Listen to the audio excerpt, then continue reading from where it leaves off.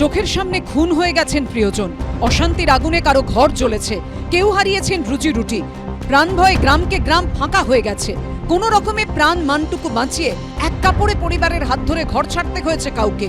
যে যন্ত্রণা উস্কে দিয়েছে দেশভাগ কিংবা ৭১-এর স্মৃতি। নববর্ষের দিনও তাদের চোখের জল বাঁধ বাঁধছে না।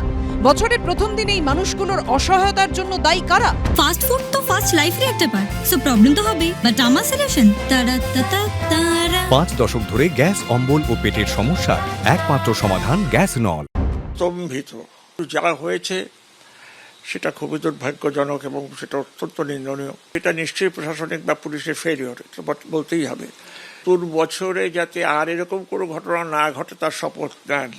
মানুষকে শুধু বলি শুভবুদ্ধি উদয় হোক এবং মানুষ যাতে পরস্পরের মধ্যে রেষারেষি করে আত্মনাশ না করেন, সেই জন্যই আবেদন থাকবে আমার। রাজ্যের যারা শাসক দল তারা এই ব্যবস্থাপনাটার, অর্থাৎ কেন্দ্রীয় শাসক দলের যে ব্যবস্থাপনা, হিংসার সম্পর্ক তৈরি করে দিয়ে নিজেরা মুনাফা লুটবে, পশ্চিমবঙ্গ দখল করবে, সূত্রপাত ঘটানোর চেষ্টা করছেন। রাজ্যের শাসক দল তার সুবিধা নেওয়ার চেষ্টা যেন না করেন এবং মানুষকে মানুষ বলে দেখে তার রাজ্যবাসী বলে মনে করে উভয় পক্ষকে ঐক্যবদ্ধ করে তাদেরকে বাঁচতে সাহায্য করুন।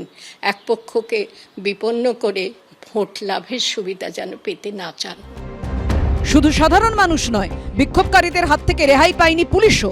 ইট বৃষ্টি, পুলিশের গাড়ি ভাঙচুর, বাইক ভেঙে অগ্নিসংযোগ, বাদ যায়নি কিছুই। পরিস্থিতি নিয়ন্ত্রণ দূরে থাক, মুর্শিদাবাদে তো পুলিশকেই পালিয়ে দোকানের শাটার নামিয়ে লুকোতে দেখা গেছে। আইনের রক্ষকেরই যদি এই অবস্থা হয়, তাহলে সাধারণ মানুষ কার কাছে যাবে? আমার নিজের বাড়ি মুর্শিদাবাদ জেলায়, তাই বিশেষ করে আরও ২৪ ঘন্টা খবর রাখার চেষ্টা করছি কি হচ্ছে না হচ্ছে। রাষ্ট্রের তো দায়িত্ব মানুষের, আমাদের জীবন রক্ষা করা, সম্পত্তি রক্ষা করা দায়িত্ব রাষ্ট্রের। আমরা তাদের ভরসায় থাকি, তাই যদি এই দায়িত্ব রাষ্ট্র পালন করতে ব্যর্থ হয়, সেই দায়িত্ব রাষ্ট্রকে স্বীকার করতেই হবে, এই দায়িত্ব প্রশাসনকে নিতেই হবে। কবে পরিস্থিতি স্বাভাবিক হবে? কবে বাড়ি ফিরতে পারবেন ভিটেহারা মানুষগুলো? রুমা পাল, এবিপি আনন্দ।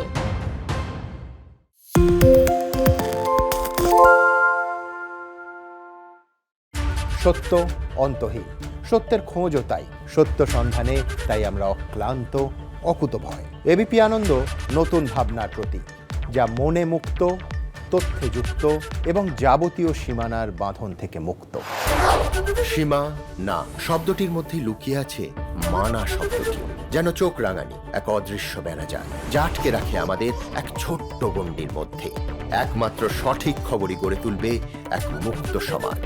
সেই জগৎ গড়ার লক্ষ্যে কোনো সীমানার ঠুকুটি আমরা মানব না।